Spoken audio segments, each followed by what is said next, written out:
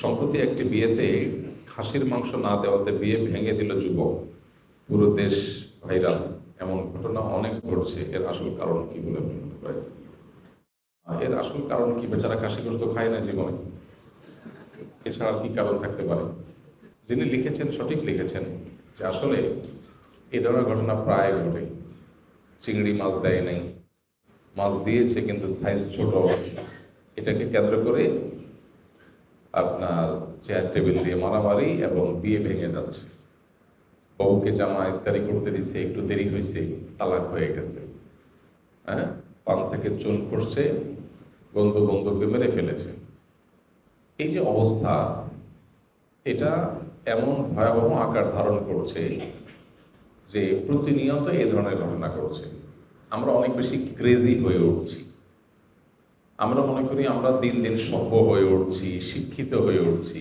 সভ্যতা এবং শিক্ষিত হওয়ার সবচেয়ে বড় প্যারামিটার হলো আমাদের ঈমান এবং আমল বাড়ছে কি বাড়ে না সে বিষয়টা। কারোর মধ্যে ঈমান এবং আমল, তাকওয়া যদি কারোর মধ্যে মজবুত হয়, তাহলে সে সবচেয়ে বেশি অগ্রসর, সে উন্নত, সেই ডেভেলপড এবং সেই মূলত সফল। আর এটার যদি ঘাটতি থাকে তাহলে আমরা বাহ্যিকভাবে ফিটফাট হতে পারি, কিন্তু ভেতরটা পুরোটাই সদরঘাট হবে। উপর দিয়ে মনে হবে আমরা সাহেব সাহেব ভাব চলে আসছে, কিন্তু এরকম খাসি কম হইলে তখন বোঝা যাবে।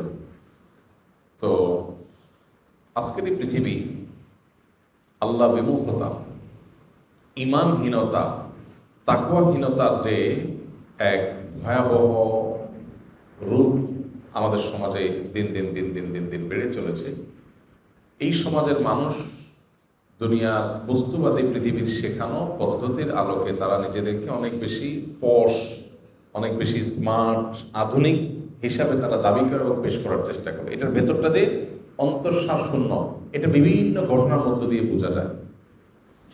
যে যুবক এটা করেছে তিনি হয়তো শিক্ষা বঞ্চিত মানুষ, হয়তো তার কথা ভিন্ন, কিন্তু অল ওভার আমরা যদি দেখি মানুষ অনেক বেশি ক্রেজি হয়ে যাচ্ছে দিন দিন।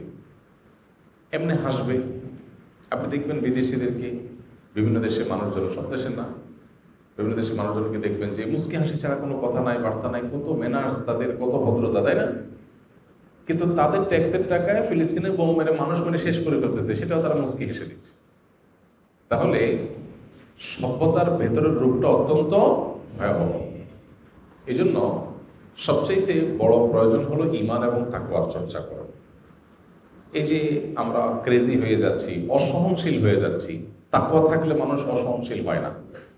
আরে গোশত না হওয়া তো দূরের কথা, বড় থেকে বড় ঘটনা ঘটে গেলেও ঈমানদার সবর করবে, ধৈর্য ধারণ করবে। আল্লাহর প্রতি যার ঈমান থাকবে সে বলবে আলহামদুলিল্লাহ, এটাই আমার রিজিকে ছিল। আল্লাহর ফয়সালার উপরে সে সন্তুষ্ট থাকবে, আরেকজনের ভুল ত্রুটিকে সে ক্ষমা করবে। আল্লাহ তাআলা কোরআনে কারিমে পরিষ্কারভাবে বলেছেন, নেককার মুত্তাকিদের একটা সিফত হলো ওয়াল আফিনা আনিন নাস, তারা মানুষকে ক্ষমা করে। ঠিক আছে, এরা না হয় ছোট লোকই করেছে, না হয় তাদের একটু অসুবিধাই হয়েছে, আমি ক্ষমা করি। তাহলে অভাবটা হলো তাকওয়ার, অভাবটা হলো দিনদারিতার, অভাবটা হলো নেকামলের।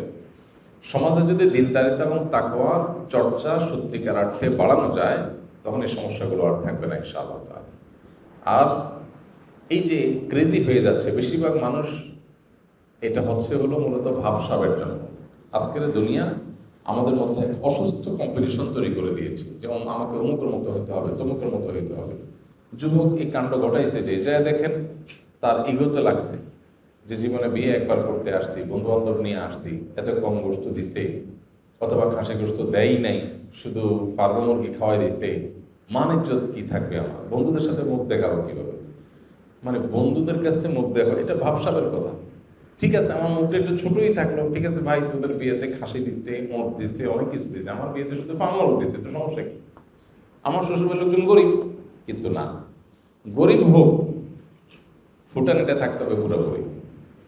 গরিব হোক এটা নিয়ে আপত্তি নেই, ফুটানি থাকতে হবে পুরোপুরি। এটা ঈমানদারের সিফত না, এটা হলো 2 নম্বরই। বাইরে ফিটফাট, ভেতরে সদরঘাট। কেন? আমার যা আছে তা, মানুষের কাছে আমার ভাবসা ধরতে হবে কেন? তো ঈমান এবং তাকওয়ার চর্চা এটি না থাকার কারণে এই অবস্থাগুলো তৈরি হয়েছে। আল্লাহ তাআলা আমাদের সবাইকে হেদায়েত দান করুন।